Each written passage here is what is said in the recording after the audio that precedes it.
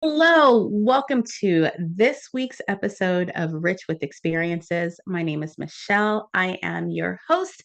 I am also the owner of Life After Loss Academy and the creator of Healing to Create Abundance 90-day program, which you can do either in a group or a one-on-one. But this week, I am going to share something new. We're going to really dive into this rich with which you can tell I'm so nervous today. And y'all going to see why I'm so nervous. Today's a big day because I'm doing something out of the norm. So bear with me. Um, Rich with Experiences was created because I believe that we as women can encourage, uplift, and really sharpen each other. And for so long, as I have been going through my healing journey, as I dealt with loss, as I've dealt with just life in general, there was many times where I was truly by myself and I needed some encouragement and I had nowhere to go. Or the people that I did know weren't the people that I could trust to really open up and allow myself to really get that love and pouring into that we may need during certain moments while we're on our healing journey. So that is why this community is so important to me. This community of women from all over the world sharing their stories, sharing their triumphs, sharing their lowest of lows to the highest of highs and everything in between. And what they learned from each experience is so golden and valuable that I just had to be a part of this community when I thought about it. I had to bring it to its existence. And I'm so happy that I did. And today I want to share with you just a little bit of my story in a different way. Um, I don't know if you're familiar with TikTok, but in 2023, there was a huge viral trend that was the Black Girl Follow train. And what this trend was created to do was really have other Black women follow, share, like, support other Black content creators on this app. And it was so that way our videos, our stories, our products, if you're creating a business, so it can grow. And not only that, so we can collab with one another, share our experience, and build a community. And it was great. It was fun. And I learned a lot and I met amazing women and I had an amazing opportunity to be a part of a project with a lot more women. And it was phenomenal.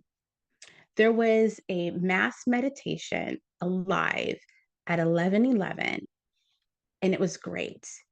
And one of the things that I noticed as I was sitting in a room with hundreds of women from all over the world, and we're sitting here, we're just allowing ourselves to be open to share. And I noticed that a lot of us had a lot of the same things that we needed to overcome. And that was the area of trauma. And trauma can be so many things. And when I saw so many people say trauma, I said, wow, I was already working and getting my certification and being a trauma coach. But to see, actually, no, at that time in 2023, I was already certified. I was building my first program. And so I didn't know if what I was thinking, what I was envisioning, and what I was creating, if there was actually going to be a need. But I knew that it was in my heart because it was something that I struggled with. And as I sat and I looked at hundreds of women write down that they need releasing from their holds, their strongholds, their chains, their bonds to trauma. And I said, wow, I'm not alone. And this is something that is needed. And I fell in love with the person who started this 11:11 mass meditation. And she had another vision, and it was creating a Facebook group called Hey Sis. And I was like, oh, I have to be a part of this group. Community of women. Um, I think I can find some people in here I can resonate with. There was a lot of doctors, there's a lot of experience. And I said, I want to be a part of this. As I was in this group and I got to hear stories, there was another opportunity. And that opportunity is what we're going to do today. And not only today, but moving on for weeks to come, because this project is never going to end. I hope it doesn't end. But today, I want to share with you a vision that was created from the Hey Sis Facebook group. And that was a Hey Sis book. This book is compiled of, well, I should say, it's a collection of love letters from women in our Hey Sis community to ourselves, our past selves, our present self, and you. When this opportunity first came up, I said, oh, this is great. I don't know if I want to be a part of it because I always struggled with telling my story. It's always been something that was hard for me. And it was hard because my story affected so many people. Have you ever had a situation in your life where you want to share, you want to talk about it, but you don't want to because you don't want to make other people upset?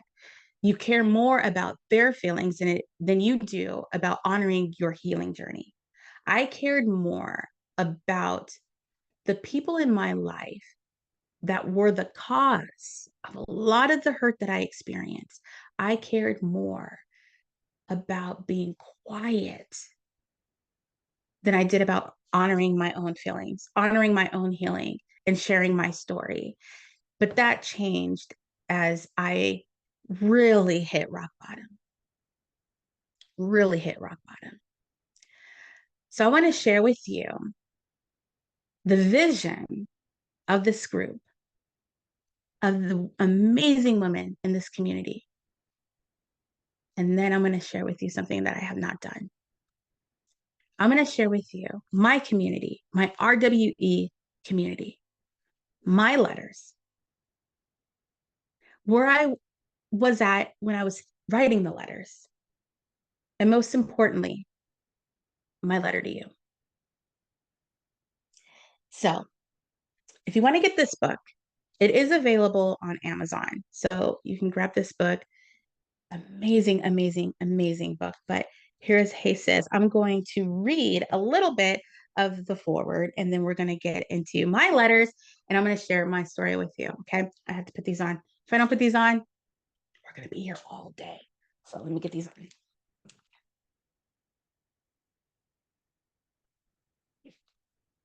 In a world that often tries to overshadow the voices and experiences of Black women, there exists an extraordinary sisterhood, a vibrant, resilient community that refuses to be silent. This book, a compilation of love letters to and from Black women, is a testament to the power of our voices and the strengths of our bonds. Inspired by the love and support found within the Facebook group Hey Sis, this collection serves as a celebration of the diverse experiences and profound emotions shared by Black women across our community. Within these pages, you will discover a kaleidoscope of narratives, each letter representing a unique journey, a personal triumph, or an intimate confession. As you embark on this literary journey, prepare to be transported to the depths of love, joy, pain, and resilience.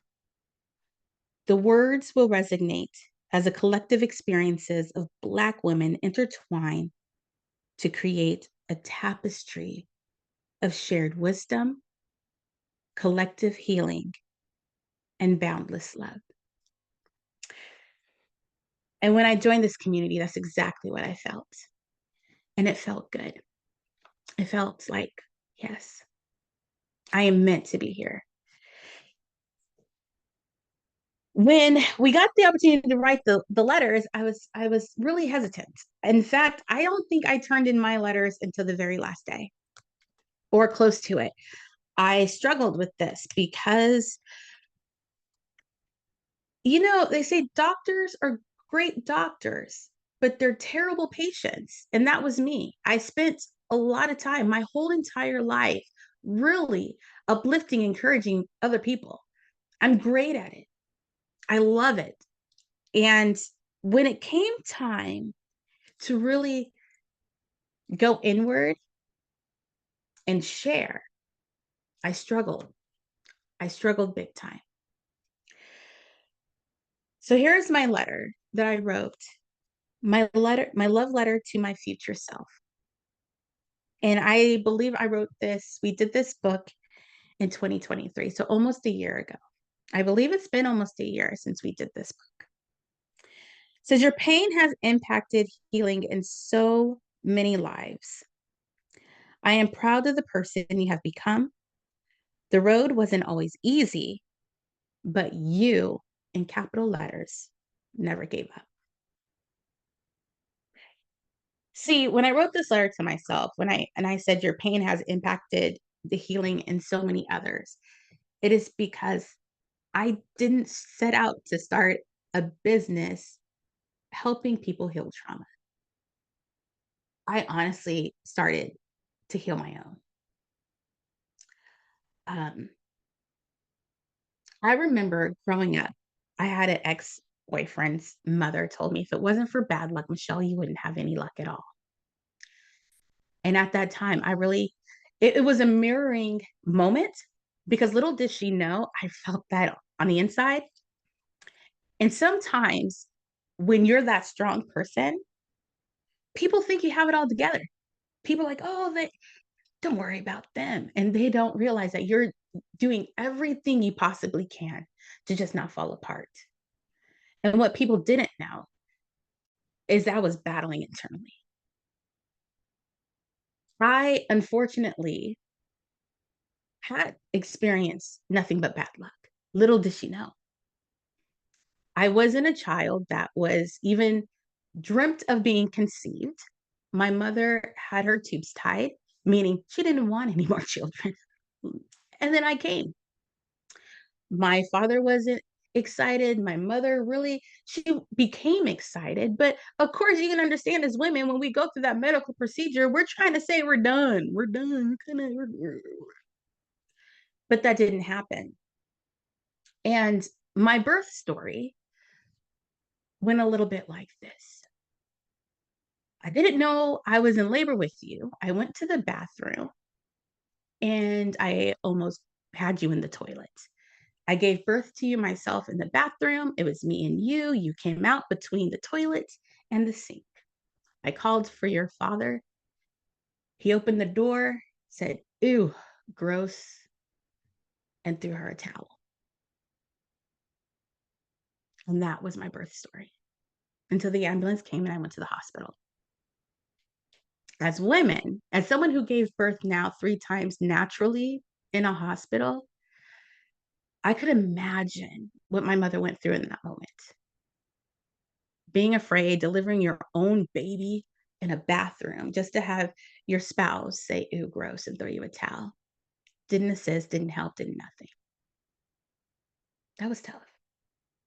But that was my entrance into the world. And it didn't get that much better from there. Um, Before I was 1, there was an incident happened. My biological father, from what I understand, this was in the 80s. I was born in 1980. Um, there was a lot of drug use, a lot of alcohol use. And one day my dad, we don't, I don't really know if he was intoxicated with drugs or what may have happened. But one day, my dad just wasn't himself and he became very violent and was violent towards my mom. But this wasn't something new. My mother and father had a lot of domestic violence arguments and fights. So this wasn't anything new in their relationship. But what was new was, from what my mom said, the look in his eye, the anger that she saw in his eyes. That was new. And my mother said that he was really adamant that he was going to take her life that day. And she was really fearful of it. And another argument ensued where, in fact, I believe that there was another physical altercation. And my mom was fearful. And that day, in self defense, my mom took his life. That story I received when I was much older. When I was younger, though, no one talked to me about my dad's death. No one checked on if I cared, how it impacted me. No one showed me pictures of him. The only thing I remember is that my mother often reminded me that I reminded her of my father because of my temper, which isn't something that makes you feel good considering the fact that my dad's temper was, in fact, the one thing that caused him to be killed. So I never understood why she always referred to me as, oh, yes, that's the only time she told me about my father and me resembling him. And then my mother got remarried, or she started dating someone. They didn't get remarried till many, many years down the line, but she started dating someone. And that became really difficult as well because the person she decided to date was my biological father's best friend. He entered my life about one. The relationship was really volatile. There was a lot of alcohol use, and there was a lot of arguing, a lot of fighting. And that was my environment that I grew up with in my house. And it sucked. I don't know any other words to express it. As a child, I remember hiding in a closet, hoping and praying not to be seen as I could hear my parents fighting and arguing and punching in the next room. And I would sit in the closet and just for hours, having to go to the bathroom, but wouldn't even move from my spot. Oftentimes, urinating on myself as a child. This was my reality. And I never talked about it. I would go to school the next day and just pretend like everything was great. I really started using reading and singing when I was younger as a way to escape. They say that sometimes those gifts, when people look at other people's gifts, like when people used to say, "Oh my gosh, Michelle, you're such a great singer, you're so great on stage," they didn't know that was my only way out. Those moments when I'm singing, that's when was it I had that moment to escape the reality of what I was living. And that was the truth. I poured everything to a song, everything into a script. Because in those moments when I'm singing Whitney Houston, I'm not Michelle, I'm Whitney. Just ask me. When I'm on stage, I'm not Michelle, I'm that character. And that's why it was so easy for me to really just dive into those elements when I was growing up because it's easy for me to just separate myself. And I never told anyone. Um, I was sexually abused as a child, didn't share it with anyone. But I do know that that's where I really started to look at relationships a little bit differently. I grew up in a predominantly white community pretty much most of my life. So oftentimes I was the only African American person either in the classroom or in the school. So I always had to deal with it. I thought people were my friends. I wasn't really sure. I had friends, but then I never felt like I actually belonged anywhere. And then I started trying to find other outlets for me. And one thing I noticed as I was writing these letters, when I experienced the most pain in my life, that's also when I create my finest and greatest ideas. When I was in elementary school, I remember, like I was saying, I grew up in a predominantly white community. So oftentimes I was the only African American either in the school or in the classrooms. I got tired of going to recess. I got tired of not having anyone to really talk to. So I asked if I could volunteer in the kindergarten class. And they looked at me kind of odd because no one ever came to them with I was in fifth grade and no one ever went to the office and thought about that. And I that's when I started to create my own space so I can feel comfortable because I knew that that was important even at a young age. But I didn't realize that's what I was doing. But I was.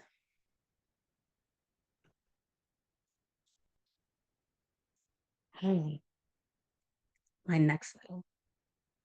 My love letter to my past self. Queen, I know you're scared.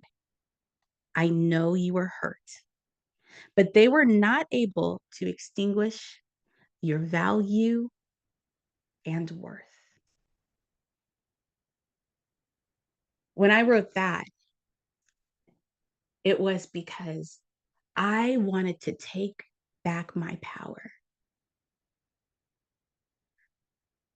I wanted to really give myself that opportunity to learn who I was, not the person that was impacted by the death of my father. I didn't want to learn who that person was. I've been that person. I felt that person.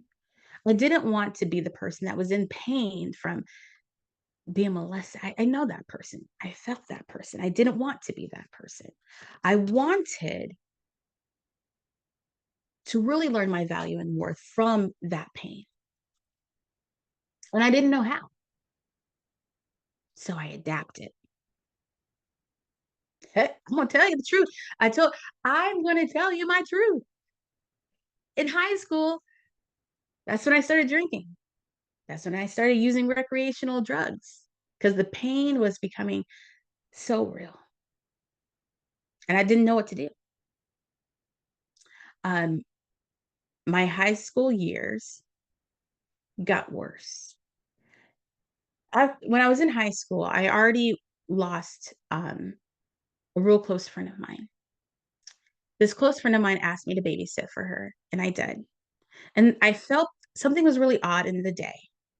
She kept on doing things that were very peculiar. Like she didn't want to leave the home. She was really like, I'm like, okay, this is weird. You called me over to babysit, but yet I just didn't feel like she wanted to leave. She kept holding her kids and kissing them. And when she would leave, and I thought she was leaving, she would find a reason to come back into the house, grabbing things that it's like, oh, I might have forgot this. And I'm like, okay, that's kind of weird. But I was a kid. I didn't really, I was like, okay. And as I was babysitting, the hours went by and it got later and it got later. And she didn't come home. So I was like, okay, this is weird. So I grabbed the kids and I went to my parents' house because I believe at this time I was in middle school or high school. And I wasn't allowed to be out after a certain hour of the day or hour at night. So I was like, okay, I need to get home. So I took the kids to my mom's house, and this is a family friend. We're really close family friends. And I told my mom, I'm like, something's not right. I'm not. Something's not right. And my mom's like, oh, don't worry about it. Don't worry about it. If something's wrong, then their grandparents will come and get the kids. Don't worry about it. And so I got the kids laid down, and I get a knock on the door, and it was their grandmother. And I heard a bellowing cry. Unfortunately, their mother was in a car accident and she did not make it. And that was the first time that I ever felt anxiety.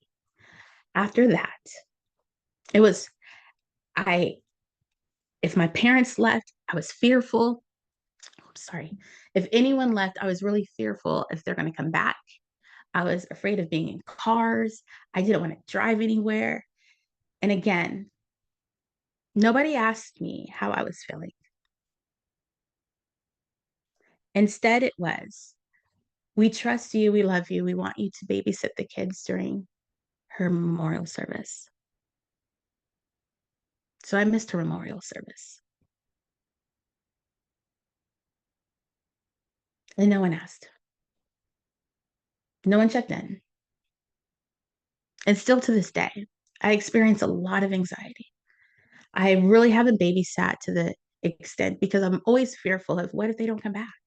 My kids, if they leave, like, oh, what if they don't come back?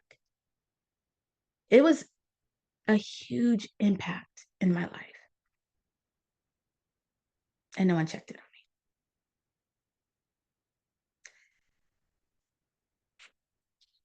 After that, I kind of really separated myself from a lot of people. The alcohol use got worse, the drug use got worse. And then I remember a night that just changed everything. One day, my parents were in another physical altercation with one another, and I just snapped. I just had enough.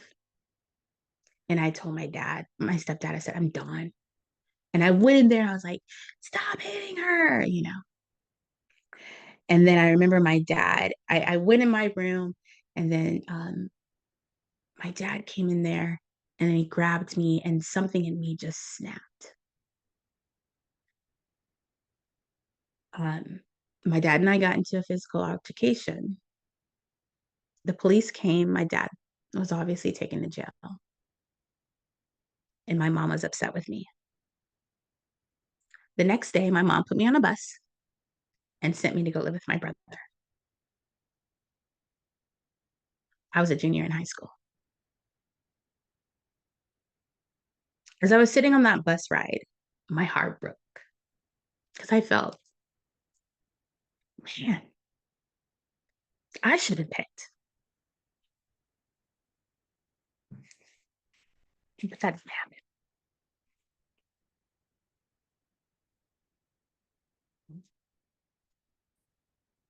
Mm. So there was a lot of things that happened during that time, and it was another dark moment. And that's when I decided, oh, I got to get out of here. We're gonna have to make some plans.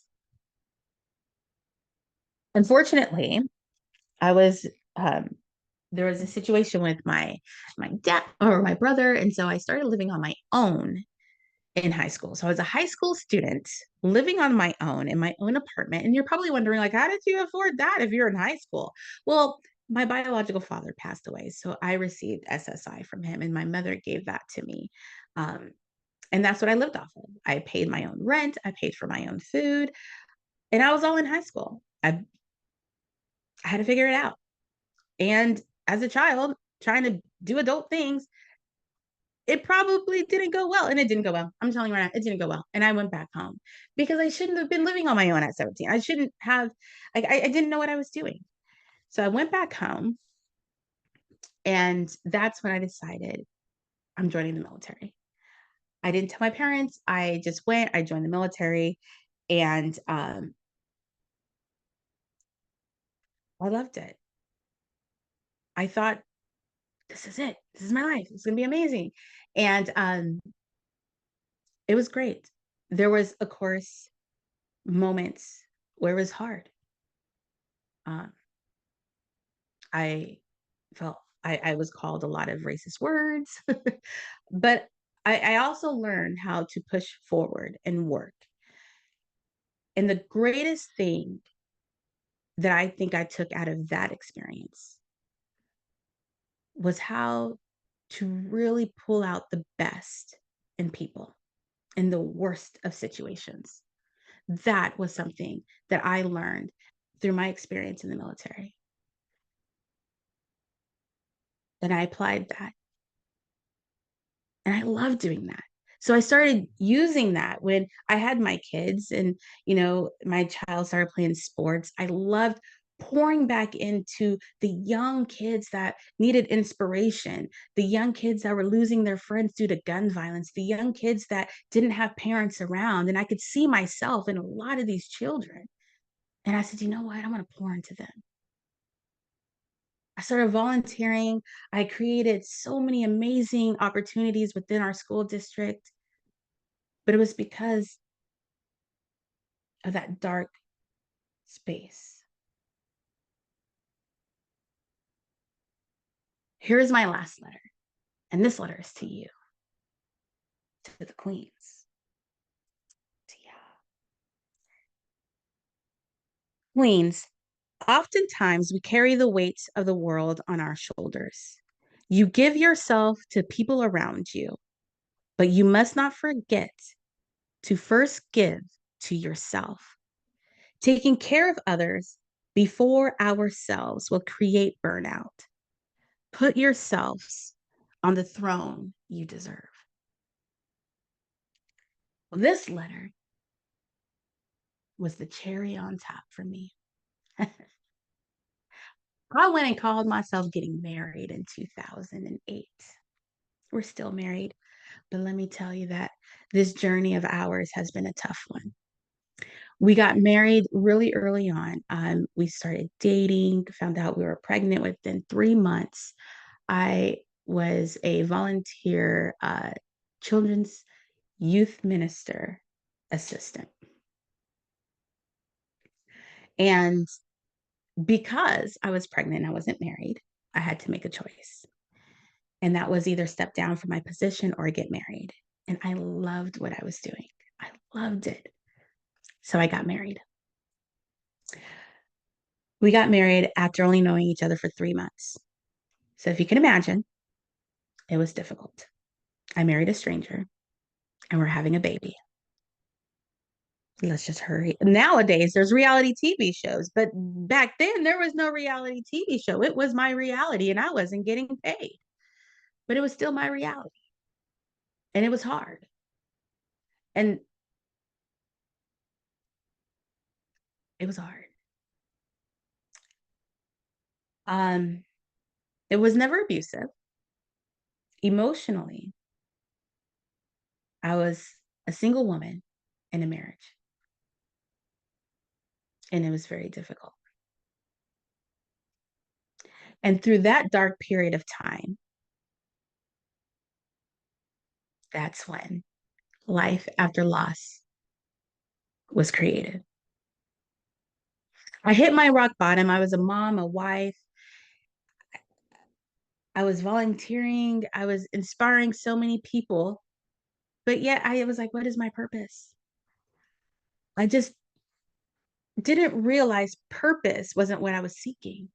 I was fulfilling my purpose. I love what I do. I've been doing it all my life, just in different capacities, but it all looks the same. I'm always pouring into people. I love inspiring people. I can pull out the best in you without you even thinking it was possible. That's my gift, right? The hardest thing I had to realize is, girl, you got to do that to yourself. Do that to yourself.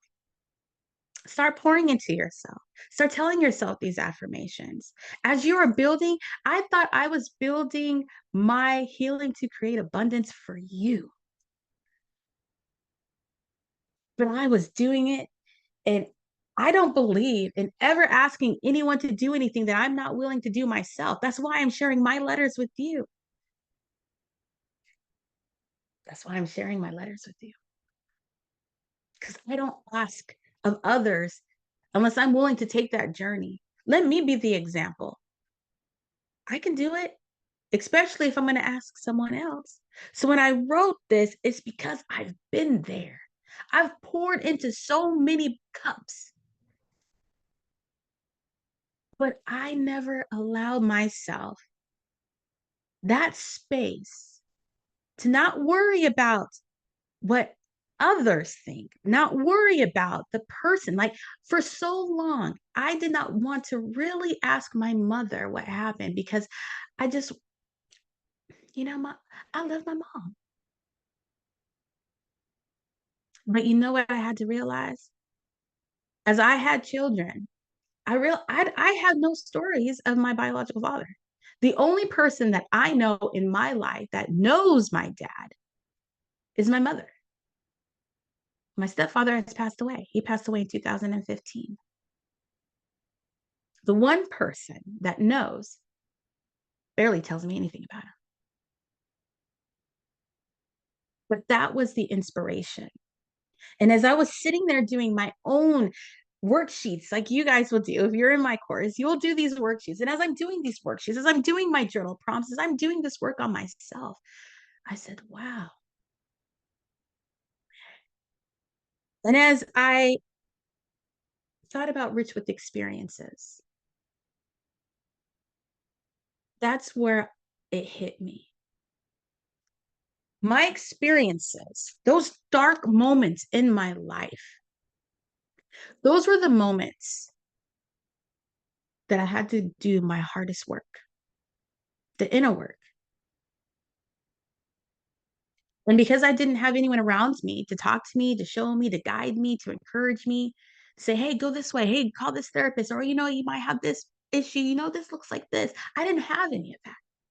I had me, Google University, YouTube University. That's what I had. And then I had to do courses along the way. I'm like, this one, I've invested on courses that were no good. Thousands of dollars on courses where the only thing that benefited me was a book. And that book, was it worth $3,000, $5,000, $10,000? No. But was the impact of that book healing? Absolutely. So on this journey, it made me realize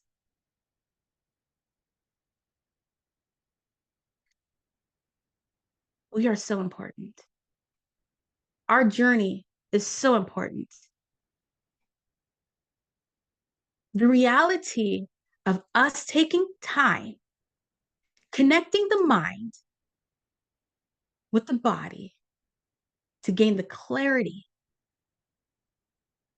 so we can start healing is so important. Because what are we not doing? What are we allowing ourselves not to step into? Who is holding us back? Sometimes we have to let people go. I have siblings that because of this journey, this healing journey, I have been able to say, this relationship isn't working for me. And it's okay. And I'm 100% capable and can and allowed. And I don't have to explain and create a boundary and remove myself from a relationship, whether it's parents, whether it's siblings, whether it's exes, whether it's coworkers. I don't care who it is. You can create a boundary. Say, this isn't working for me. Or this happened to me. I'm not afraid. I can say this happened to me. You don't have to accept it. You don't have to believe it. I know my experience. I know what I've gone through. I'm not ashamed. It's going to sharpen me. I'm going to learn. I'm going to be encouraged, empowered, successful, strong. We can go on and on and on. Like these are who we are. That is why my slogan is love yourself through discovery and healing. Because when you start saying no to them and yes to you, you're going to discover so much. So much. And then it's going to be a lot easier to choose you over them, your peace over them. This community of women, there's doctors, entrepreneurs, moms, wives. There are so many women in this book. And I'm happy to say that right here in this community, this Rich with Experiences community, not only are you going to meet these authors, you are going to have an opportunity to meet the person whose vision this is. right here on Rich with Experiences. Our next guests are the beautiful women that created this collection of amazing love stories, not only for themselves, as you can see, there's great love stories, but for you, the community, for us. If you're interested in working with me and learning more about the Healing to Create Abundance group and one-on-one opportunities that we have, check out my link. It doesn't cost anything to book a session with me. I call it an encouragement call. It doesn't cost anything. Book it. I'll explain to you what the program is, but most importantly, it'll give me an opportunity to get to know you and see if my program is a right fit for you. But I'll tell you what, on the call, you bring to the call something you want to work on, and we're going to work on it together. If you never worked with a trauma-informed coach, a life coach, or a health coach, this is the best opportunity because it's free. And I guarantee you will get results from this session. Okay. So I love every single last one of you. And I want to thank you for being here with me. And like always, by now you should know the slogan: love yourself through discovery and healing.